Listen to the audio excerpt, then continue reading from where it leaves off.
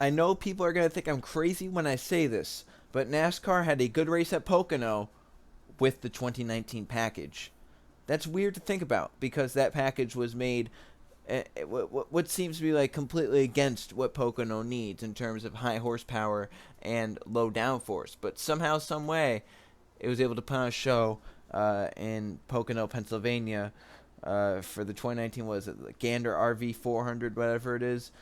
So I was there, and the video of that will be coming out sometime tomorrow. Got a lot of video. It was a fun race to be at, a lot better than the June one. I say by 2.5 miles it was better than the June one. But so stage one just kind of went. There wasn't really much that did happen. It was kind of eventful, but stage one was really the stage that did much. Stage two, more stuff happened, more strategy happened. So you had drivers that were gonna pit early, pit late. Kyle Busch was one of them that was just going to try and stretch it as far as he could and then come down pit road.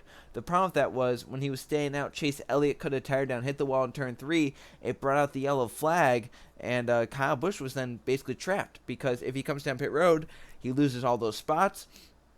If he stays out, he still has to pit anyway. He decides to stay out. When he does, I think maybe... was it rain? I think rain came, brought the yellow flag, and then we had a 5-wide mess off the tunnel turn. Ryan Blaney wrecked.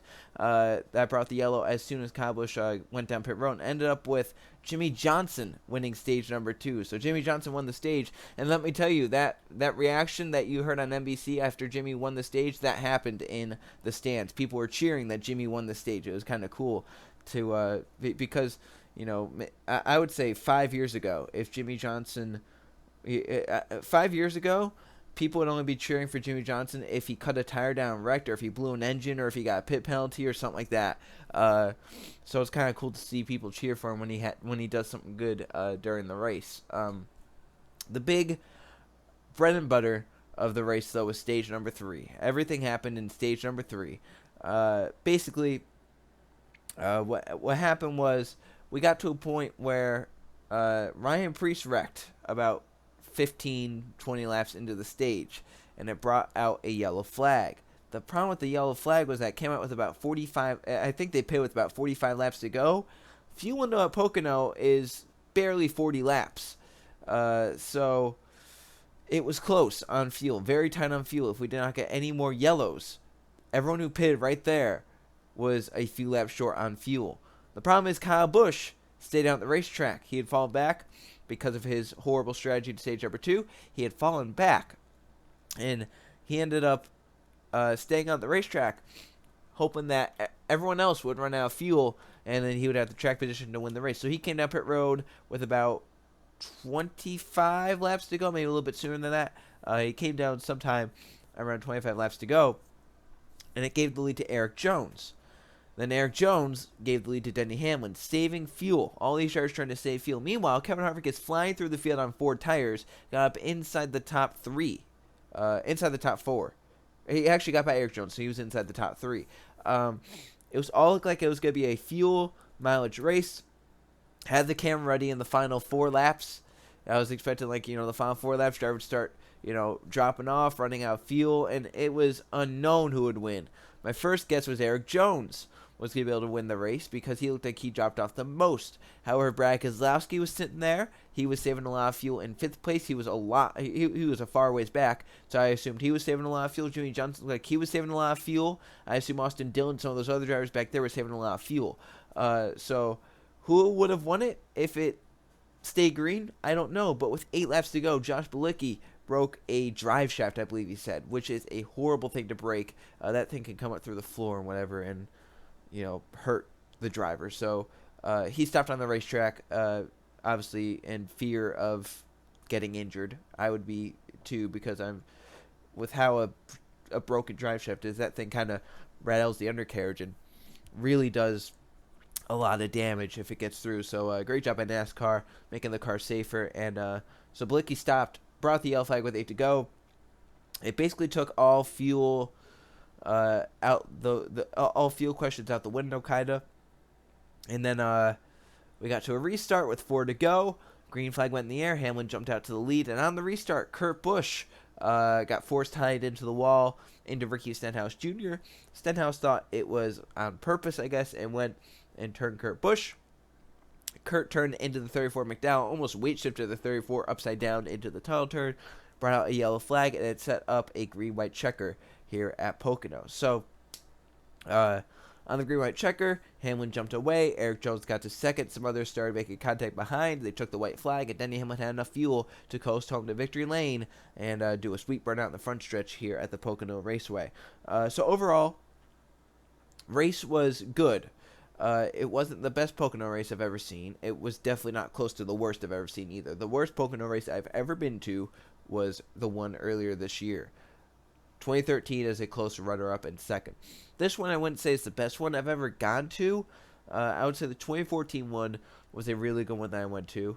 2017 June one was pretty good as well. The July one last year in 2018 was pretty good as well. The 2017 fall one was pretty bad, if I remember correctly. The 2016 August one was good. Like, it had, I remember, I think Austin Dillon and Kyle Larson hit for the race lead at one point and allowed Joey Logano to get to the lead. It had some different strategy, but it was plagued by weather, which really hurt it kind of standing among fans. The 2015 August one was good with the whole fuel mileage stuff, and the 2014 August one was good as well.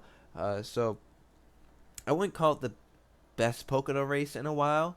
I would say it's probably, maybe top 5 in Gen 6 Pocono races. But there haven't really been many Gen 6 Pocono races, So, yeah, overall, I think the PJ1 helped a little bit. The tunnel turn, they weren't going to use the PJ1 that much. I mean, you can run wide open on the bottom. It's a fast corner. I wasn't going to expect them to really run up there. But they used it mostly in turn 3, which I kind of expected back in, around 2008 when they repaved that one strip around the top in turn 3 at Pocono. People just started running up there, and it created kind of multiple grooves. And turn 1, they used it a little bit. They didn't use it as much as turn 3, but they still used it, and it worked. So props to the track and NASCAR for applying that PJ1 and basically allowing the drivers to move around.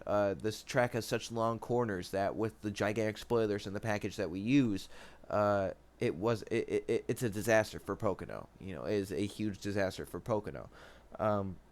Luckily, they kind of fixed it with PJ1, but I think PJ1 kind of fixes any track under any package. I don't think the race that we saw today was good because of the 2019 package. Sure, the restarts were. We've always had crazy restarts at Pocono. They stayed 3 wide a little bit longer because of the package. But I don't think the package really helped the race much today. I think it was more of the PJ1 and some well-timed yellows. We had some well-timed yellows during Stage 2 to kind of shuffle Kyle Busch the dominant car back. Kevin Harvick kind of got shuffled back because of some pit strategy. So, I just kind of think that it was kind of a good set of storms that happened to allow for a good race. But I was very sad that the Bilicki had his problems and had to stop on the racetrack, because it was going to be entertaining to see another fuel mileage finish at Pocono. It was going to be interesting to see who was going to be running out, who was saved enough. I thought it was going to be crazy, but sadly that didn't happen. But maybe next year with the doubleheader we'll get some sort of fuel mileage ending. But overall, there's not much more to talk about. The footage that I shot will talk enough about it, I guess. But overall, good race at Pocono. Even though that was, I actually kept track of this because one of my predictions at the beginning of the year was one track will have a record number of lead changes, and another will have a record for least amount of lead changes in a race at that track. So I've been keeping track of that. And Martinsville actually got the least amount earlier in the year. Surprisingly, this race at Pocono had 9 lead changes only, and that is the least in Pocono's history in the modern era of NASCAR. I think 10 was the previous record. It was held by the 2018 Pocono 400, which was the June race last year. So I think it beat that one by 1 less lead change. So that's kind of interesting to think about because it wasn't really a bad race. It just kind of more of the stuff was happening mid-pack than up towards the front. I feel like with Kyle Busch and Kevin Harvick and Denny Hamlin, when they got out front, they were kind of out front and weren't really able to be touched. But overall, I think one of the best cars won. I think Kyle Busch definitely had the best car. Kevin Harvick had a really good car. I think Denny Hamlin's car was the best on the long run.